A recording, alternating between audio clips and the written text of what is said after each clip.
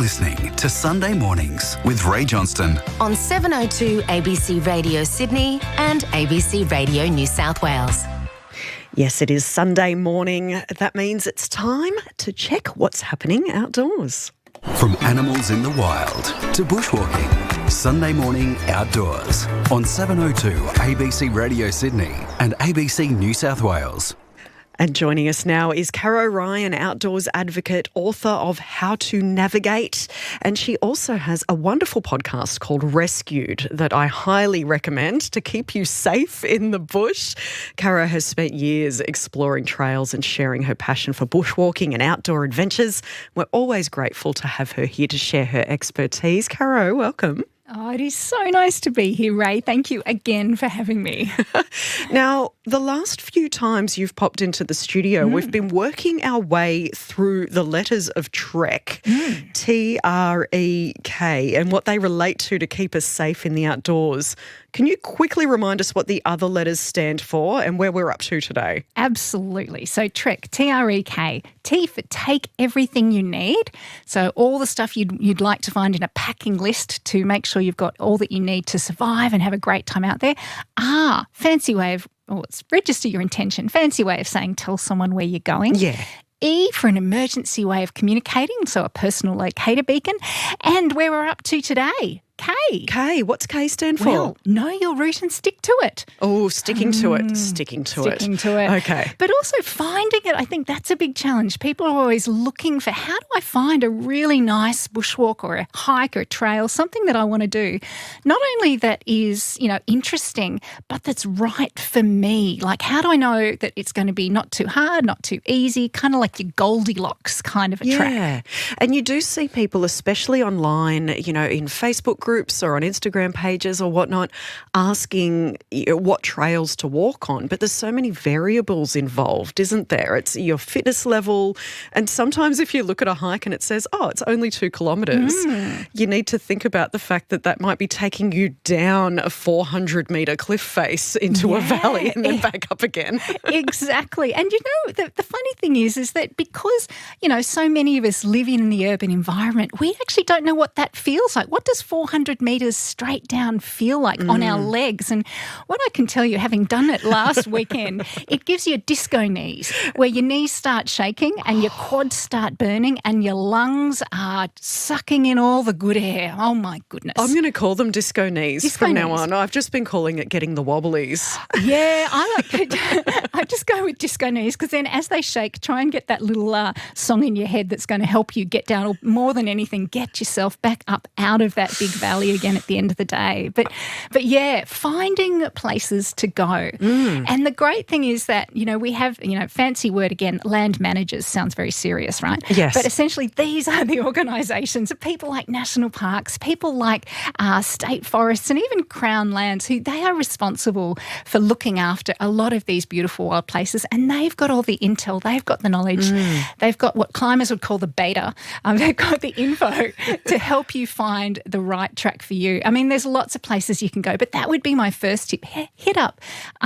National parks actually have an app that a lot of people don't know about. I don't know about the app. I've been going on the website. I know. Well, you can actually carry the National Parks app on your phone. So you could be out somewhere going, look, I'm just finding myself somewhere maybe out the top of Hornsby somewhere or like that. And I can go to the app, search through the map function, and it'll bring up all these different tracks. There's a map you can download so it's going to stay on your phone if you drop out of coverage. Oh, good. It gives you photos, it gives you track notes, it'll tell you the grade of the hike, which is another really cool thing for us to talk about too. Yep.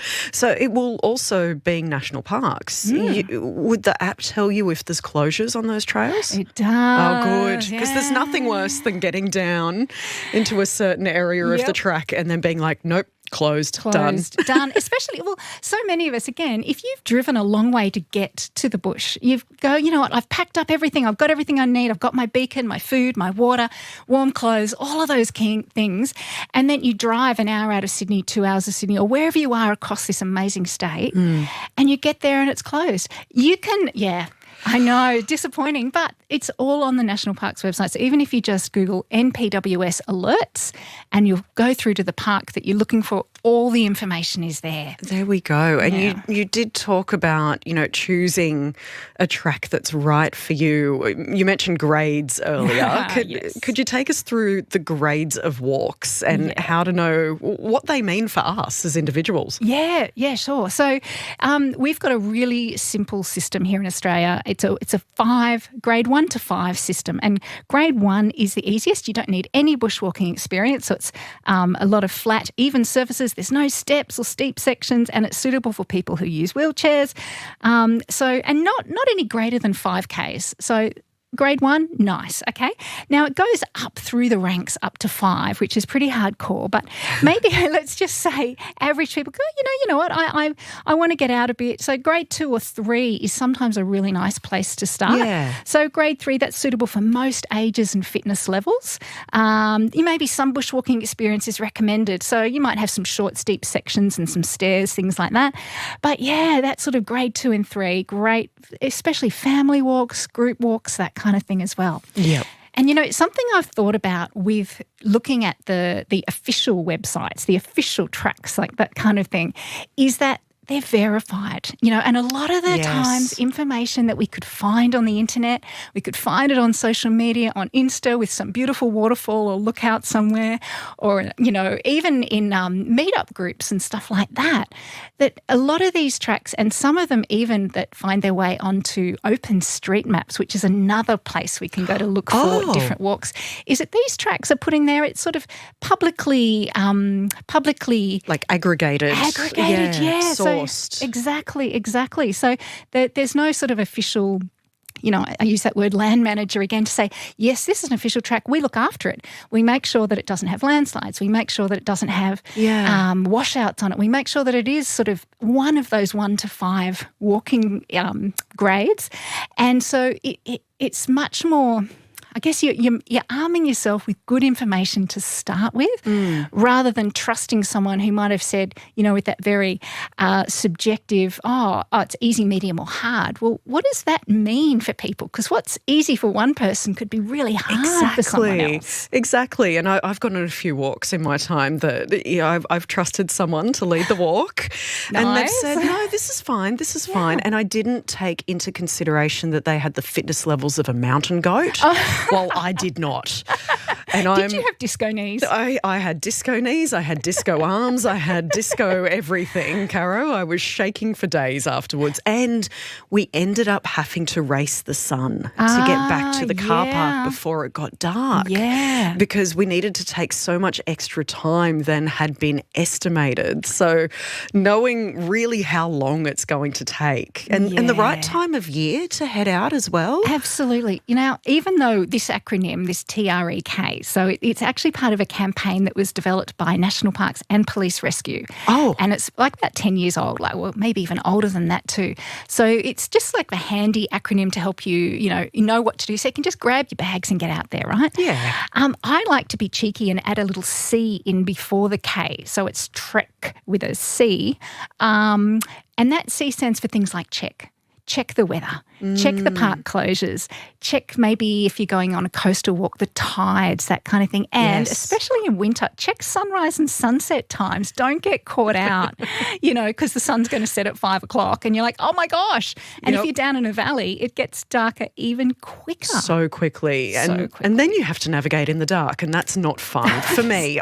Look, some people out there may enjoy it. I don't find it a fun experience. It's not fun. But hey, look, if you've done your T for Take What You Need, you'll have a little torch in your bag too. So even if you are a bit late, you've still got a way of finding your way out.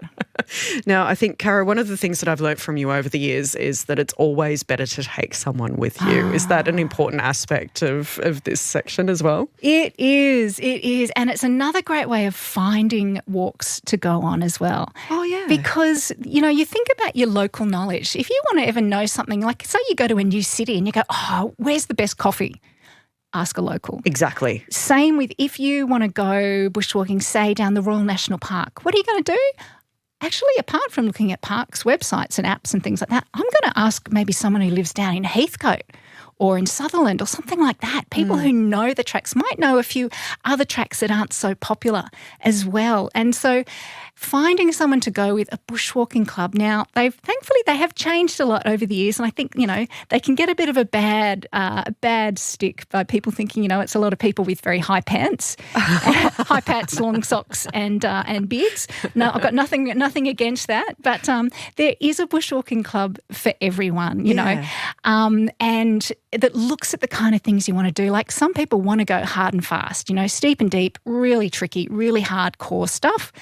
There's a club for you. Yeah. If you want to maybe get into bird watching, or you want to spend more time, or even do silent walks, that kind of thing. Yes. Yeah, I know, silent walks. If you want to go somewhere and actually maybe do coffee walks where when you finish you're going to find a nice cafe, or even go to the pub or something like that. Yeah. It's ones that are more social. And I actually saw something this morning. Someone on my socials said, they were looking for someone to do a solo, not solo walk. And I'm like, what does this mean? Yeah, what does that mean?